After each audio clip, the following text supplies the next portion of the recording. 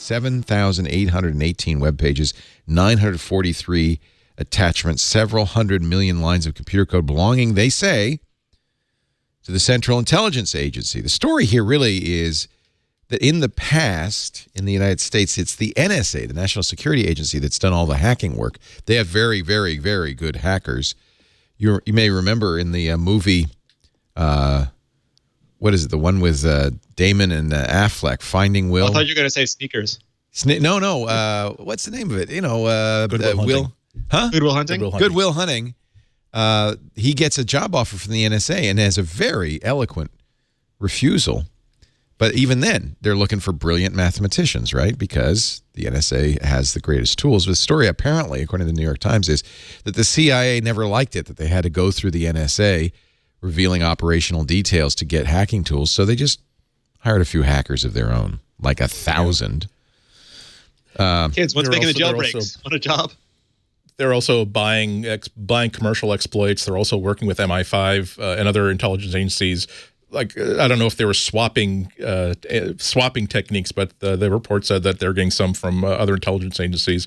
So this just another indication that if there is any way to break into any sort of device to get past any sort of method of maintaining a secret, the CIA and the NSA and MI5 are really working hard to get at it. And it's if it's not even just a political story.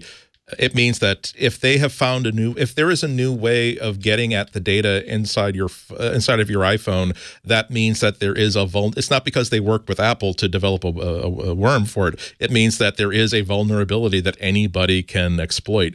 And the only people who are paying clever mathematicians and programmers more money than the government are private illegal industries. So that means that there's a lack of security that affects all of us. So I'm sure that Apple is reading every single comma, every single keystroke of this document to get some sort of a hint as to how people are getting into an iPhone or an iOS or a macOS device, and make sure that that stops working. Of course, it was only a month ago that a hacker leaked out Cellebrite's iOS bypassing tools, which showed how Cellebrite was able to get into iPhones. Really, the issue that you raised about hacking into WhatsApp and Signal and Telegram, as discussed in the New York Times, Renee, is that if somebody has access to your phone, and so really the more interesting tools would be the tools that allow a bad guy to get into your phone and stay there. Phishing. And, yeah. And if those tools exist, of course, and leak out, the risks are huge. WikiLeaks said they did not release code until, and they will not release code until, quote, a consensus emerges on the technical and political nature of the CIA's program and how such weapons should be analyzed, disarmed, and published. So they're not saying we won't release the code. They're just saying we haven't done it yet. And WikiLeaks has been a little bit under a cloud of late, as apparently Julian Assange has some political agenda.